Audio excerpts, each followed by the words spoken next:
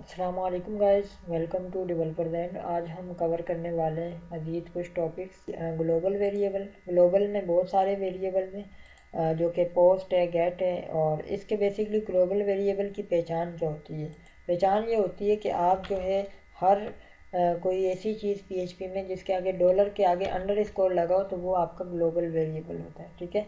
एक और global variable भी होते हैं, वो इस तरह नहीं होते, वो अलग होते हैं। उनको भी हम अपकमिंग किसी लेक्चर में कवर करेंगे। फ़िलहाल हम बात करते हैं पोस्ट और गेट की। ठीक है, ये काम क्या करते हैं बेसिकली। आज हम फॉर्म हैंडलिंग करने वाले हैं कि हम एक फ्रंट एंड पे फॉर्म बनाएंगे, क्योंकि अब तक हम जितना भी काम किया वो कोडिंग में जा जा के हमने वैल्यूज़ चेंज की। अब हम यूज़र से एक इनपुट लेंगे, यानी फॉर्म के थ्रू हम कोई इनपुट फीड करेंगे। कोई भी क्लाइंट है, जो भी कस्टमर रिक्वेस्ट भेजिए, तो वो डेटा बैकेंड पे पीएचपी से उसकी जो भी वैल्यू है, जो भी कंडीशन है, मैच हो। और वो डेटा एक जो है इनपुट होके हमारे सामने उसका कुछ ना कुछ आउटपुट आ जाए स्क्रीन पे। तो ये कैसे काम होगा, ये हम आज कवर करेंगे। और अगर आपने फॉर्म बेस हैंडलिंग सीख ली तो जब हम डेटाबेस के ऊपर आएंगे, डेटाबेस की सीरीज शुरू करेंगे, तो यूज़र से जो फॉर्म के अंदर जो भी डेटा आप फिलअप यूज़र करेगा, वो डेटा डेटा जो है वेरिएबल से होता हुआ सीधे डेटाबेस के अंदर जाएगा। तो वो एक इसी की एक कड़ी है जो हम अपकमिंग जब सीरीज स्टार्ट करेंगे डेटाबेस की, उसमें कवर करेंगे। सो एक फ़ाइल बना देते हैं जिसका मैं नाम रखता हूँ फ़िलहाल post.php। और इसके अंदर जो है मैं जस्ट एक HTML का एक पैटर्न लगाता हूँ। ठीक है, और यहाँ पे मैंने लिख दिया पोस्ट। ओके, सो हम यहाँ पे आते हैं। यहाँ हम फॉर्म बनाएंगे। सबसे पहले फॉर्म के अंदर हम एक एक्शन देते हैं जब भी हम पोस्ट को यूज़ करते हैं। पोस्ट का मकसद क्या होता है? सेंड करना। ठीक है, भेजना। ठीक है। अब जब भी हम डेटा पोस्ट की बात करते हैं तो पोस्ट किसी न किसी पेज में जाके हो रहा होता है। ठीक है। और जब भी पोस्ट करते हैं तो एक ख़ास चीज़ होती है, वो उसका डेटा यूआरएल में नहीं आता। ठीक है, मैं आपको बता देता हूँ। अभी जस्ट मैं कुछ भी नहीं कर रहा, मैं सिंपली आता हूँ। ठीक है, और मैं यहाँ पे आके लेट सपोज मैं कुछ ख़ास काम नहीं कर रहा, मैं यहाँ पे मैंने एक वैल्यू दी। ठीक है, मैंने कहा, मैंने इसको एक नेम दिया। बेसिकली ये नेम पीएचपी में हम यूज़ करते हैं वैल्यू गेट करने के लिए। जावास्क्रिप्ट में इसके अल्टरनेट आईडी यूज़ होती है, और पीएचपी में नेम यूज़ कर रहे होते हैं। यहाँ मैंने एक नेम दिया, नेम ही कर देते हैं। ठीक है। सो अभी मैं यहाँ पे जस्ट एक बटन का इजाफा करता हूँ ताकि आपको एक कॉन्सेप्ट समझ आए। मैंने यहाँ पे सबमिट किया। अभी मैं कोई एक्शन कुछ भी नहीं डिफ़ाइन कर रहा, मैं इसको सिंपली चलाते हैं और देखते हैं क्या आउटपुट आता है। हम जाते हैं, हम जाके जो है अपने पोस्ट वाले पेज को गेट करते हैं। मैंने अभी इसके अंदर कोई मैं डेटा लिख भी लूँ, सबमिट करूँ, तो ये डेटा कहाँ आ रहा है? यूआरएल में।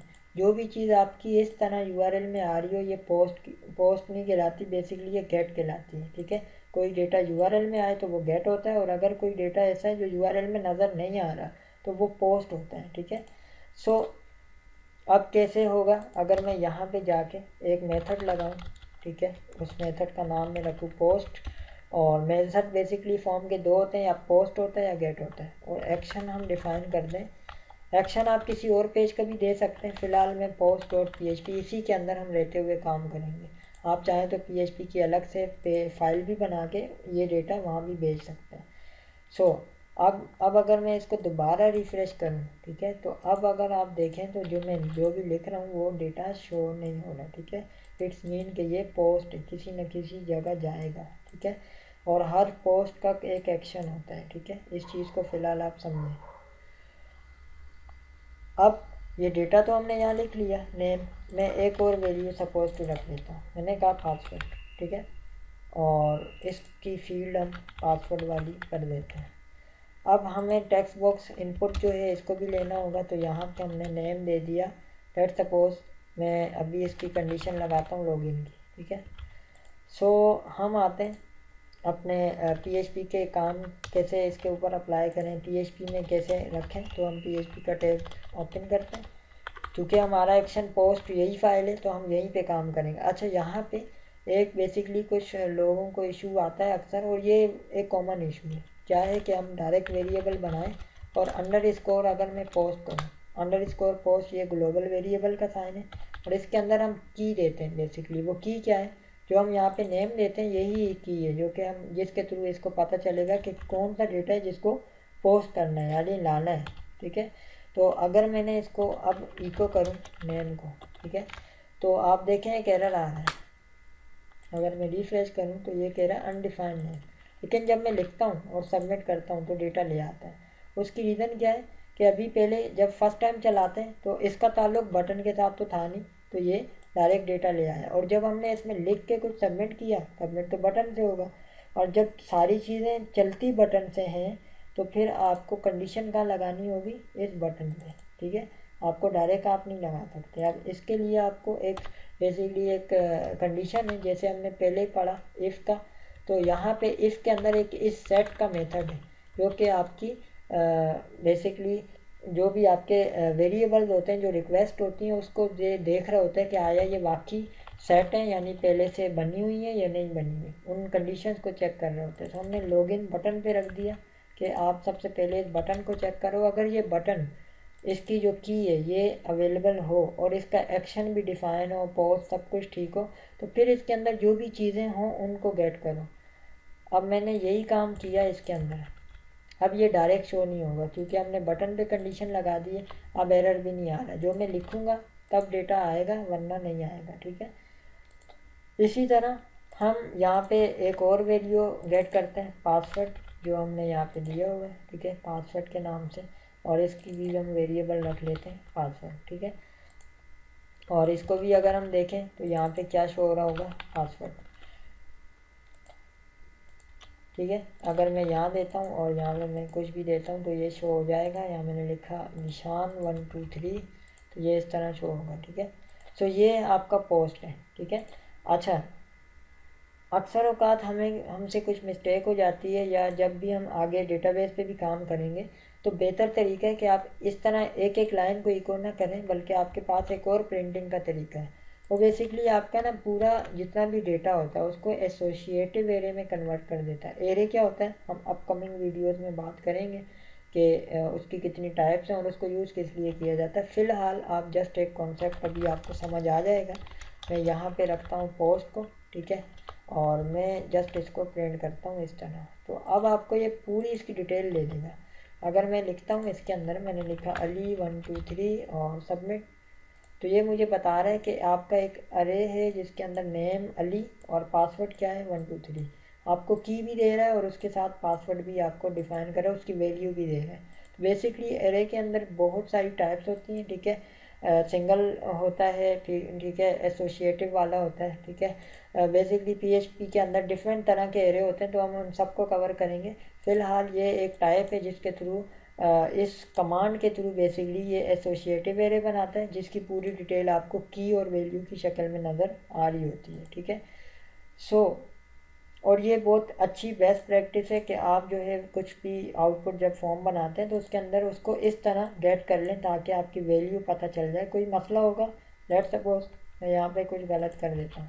अब पासवर्ड 45, यहाँ हमारे पास कोई फील्ड नहीं है, तो मैं अगर इसको यहाँ डिफाइन करूँ, मैंने लिखा इसमें अली, तो ये मुझे बताएगा, ऊपर तो मैसेज देगा, यहाँ भी हमें बता देगा कि भाई ये जो आपने 123 लिखा है वैल्यू तो है इसकी, लेकिन ये यहाँ पे मौजूद नहीं है। तो एक इजी हो जाता है, काम करना आसान हो जाता है। सो होपफुली आपको एक पोस्ट का कॉन्सेप्ट समझ आ गया होगा। वैल्यू जहाँ आ चुकी है, इसके ऊपर आप जो भी काम करना चाहो, जो भी कंडीशन लगाना चाहो आप लगा सकते हो। इफ़ अगर नेम इक्वल इक्वल हो अली के, ठीक है, वही कंडीशन जो लॉगिन की थी, पहले क्या थी कोड में थी, अब हमने इसको यहाँ पे फॉर्म के साथ कनेक्ट कर दिया, और 123 हो। तो यहाँ आओ, हमने कहा स्क्रिप्ट का टैग ओपन करो, अलर्ट,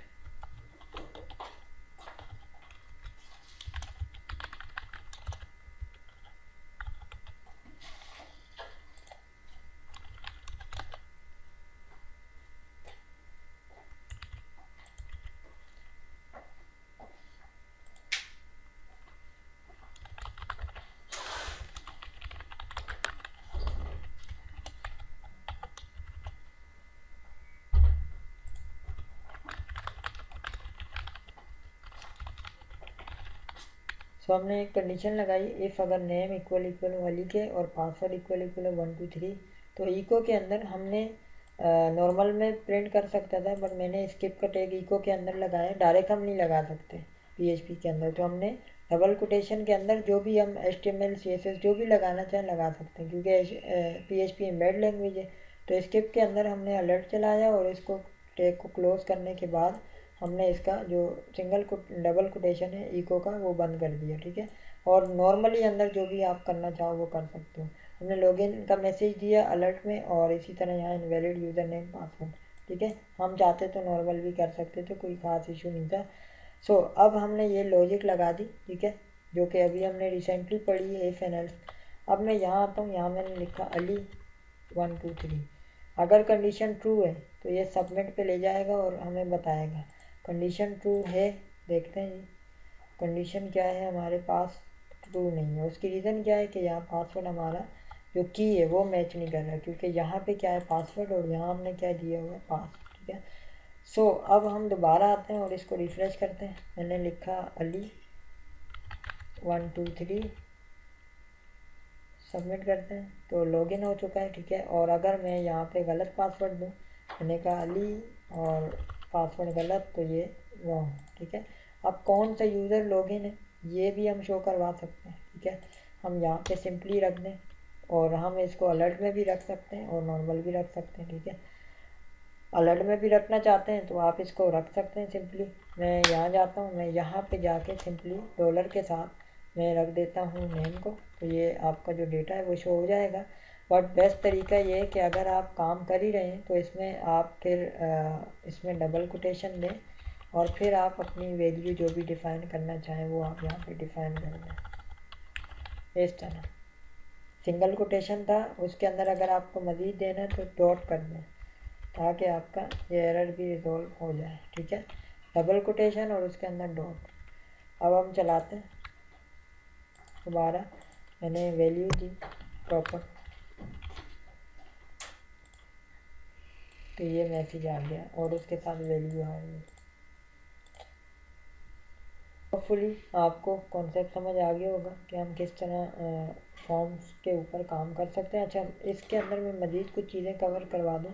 लाइक अगर आप इसमें कोई ये कंडीशन भी लगाना चाहते हैं, ये भी कर सकते हैं कि इफ़ नेम, क्योंकि नेम तो गेट हो चुका है, तो मैं कहता हूँ इक्वल इक्वल हो खाली, अगर नाम खाली हो या फिर कोई और फील्ड जैसे पासवर्ड खाली हो, ठीक है। तो दोनों सूरतों में क्या करो आप, एक मैं इसी अलर्ट को चला लेता हूँ, ठीक है, अगेन कि यहाँ पे ये नेम को हटा देते हैं बीच में से, और मैं यहाँ लिखता हूँ सिंगल कोटेशन के अंदर प्लीज़ फिल ऑल फील्ड, ठीक है।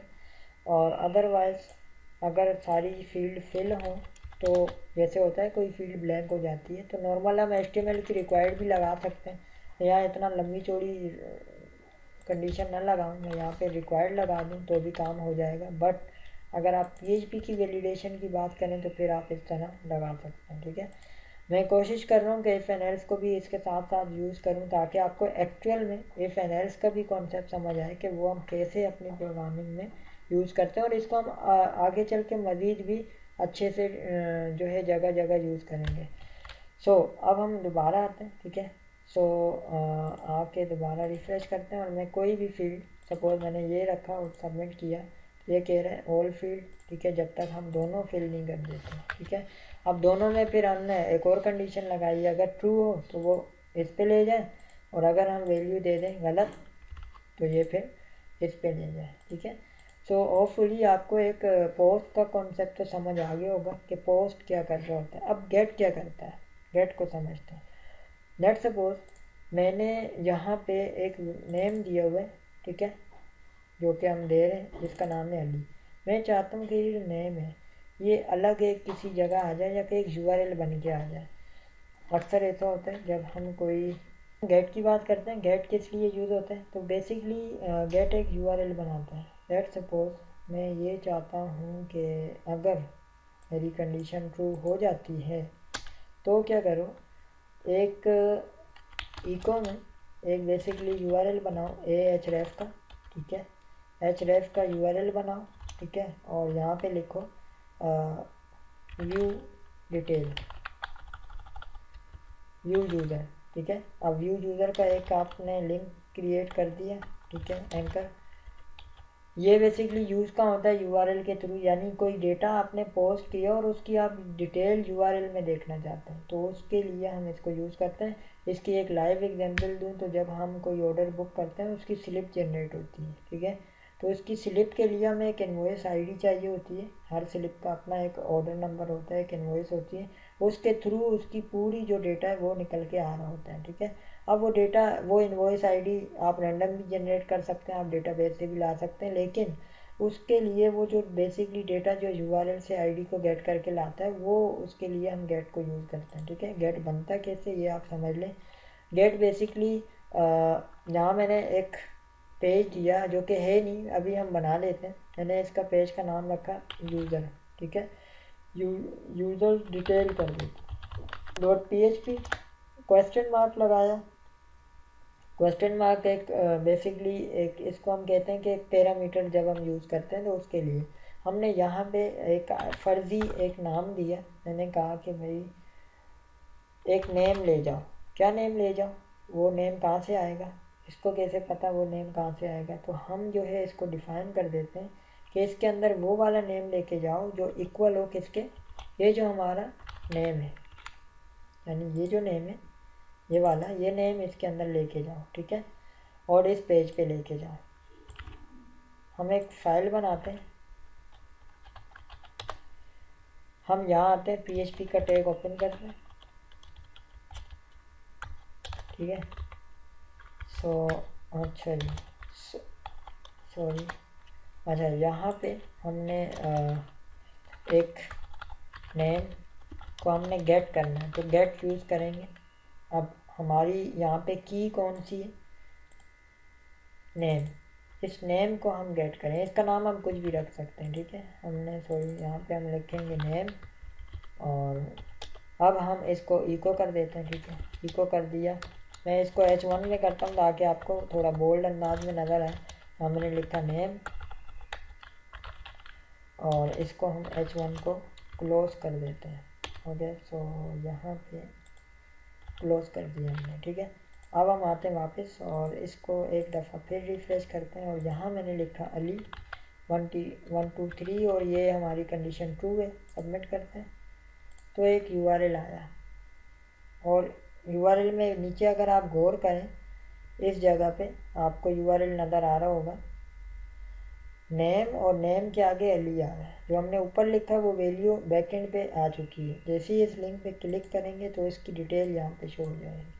तो हम क्रॉस पेजेस में जो डेटा भेज रहे होते हैं यूआरएल के थ्रू, वो बेसिकली गेट कर रहा होता है। जो कि मैंने आपको शुरू में ही दिखाया था कि अगर हम किसी फॉर्म के एक्शन डिफाइन नहीं करते तो ऑटोमेटिक उसकी वैल्यू यहाँ पे चली जाती है, ठीक है। क्योंकि पेज तो है तो जो भी एक्शन है वो यूआरएल के साथ लग के आता है। आप अक्सर यूआरएल देखें जिसमें यूआरएल में डेटा आ रहा होता है तो वो गेट होता है, ठीक है। कोई भी डेटा जो यूआरएल के थ्रू आए वो गेट कहलाता है, और जो डेटा नज़र नहीं आता है यूआरएल में और अंदर से ही डेटा आपको फैच हो जाता है वो आपका पोस्ट कहलाता है। और नॉर्मली जो पोस्ट का मकसद है वो क्या होता है, भेजना। हम किसी चीज़ को किसी एक डेटा किसी दूसरे पेज पे भेज रहे हैं, ठीक है, तो वो हम नॉर्मली भेज सकते हैं। लेकिन एक डेटा यूआरएल के थ्रू, यानी फ्रंट पे हमें शो नहीं हो रहा, यहाँ पे हमें एक जस्ट क्या नज़र आ रहा है, मैसेज। लेकिन जब हम इस पर क्लिक करें तो इसका डेटा पास हो रहा है किसी दूसरे पेज में, और यहाँ से भी मैं इसको मज़ीद किसी तीसरे में पास कर सकता हूँ। तो ये एक एक्चुअल प्रोसीजर है जो यूज़ हो रहा होता है। इसकी मैं एक लाइव डेमोस्ट्रेशन आपको जस्ट एक कॉन्सेप्ट समझाने के लिए बता देता हूँ। लाइक मैं चलता हूँ यहाँ पे